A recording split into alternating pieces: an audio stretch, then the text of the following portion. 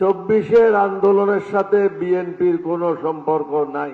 আপনার দলের নেতা, আপনার মহাসচিব নিজেই বলেছে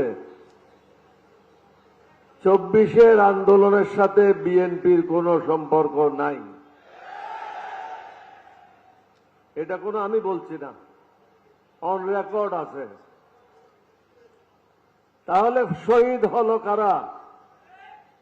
আজকে যারা মঞ্চে বসে আছে তাদের ছেলে মেয়েরা, সামনে যারা বসে আছে তাদের ছেলে মেয়েরা, বিএনপির কেউ না।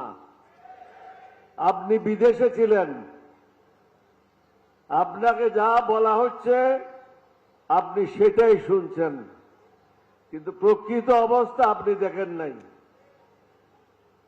20, 30, 40 লক্ষ লোক ঢাকাতে কিভাবে প্রবেশ করেছে এক একটা রাস্তা দিয়ে। যাত্রাবাড়িতে যান 15 লক্ষের উপরে, টঙ্গীর থেকে নিয়ে বনানী পর্যন্ত। মিরপুরের দিকে যান, মিরপুর থেকে নিয়ে শেরেবাংলানগর পর্যন্ত। এরকম প্রত্যেকটা রাস্তায় এক একটা রাস্তায় 10 লক্ষের উপরে লোক ছিল। এখানে ছাত্ররা ছিল, জামাতের অধিকাংশ ছাত্র নেতারা ছিল, সাধারণ জনগণ ছিল। তারা কি চেয়েছে?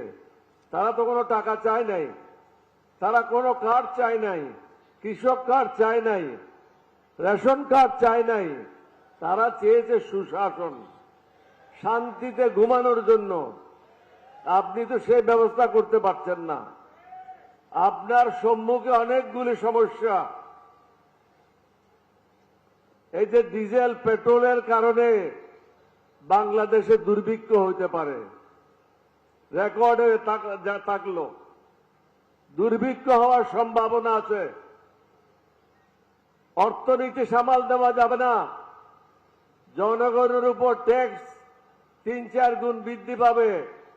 ইতিমধ্যে পেট্রোল, ডিজেল, অকটেনের উপরে অস্বাভাবিক হারে দাম বৃদ্ধি করেছে, যার প্রতিফলন প্রত্যেকের জীবনে ঘটবে। আইন শৃঙ্খলার অবস্থা মোটেও ভালো না। প্রত্যেক দিন দেখেন কয়েকজন লোক বিভিন্ন জায়গায় মারা যাচ্ছে। চাঁদাবাজিতে লিপ্ত আপনার দলের লোকেরা।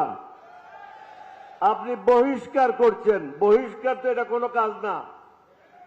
তাকে জেলে ঢুকান।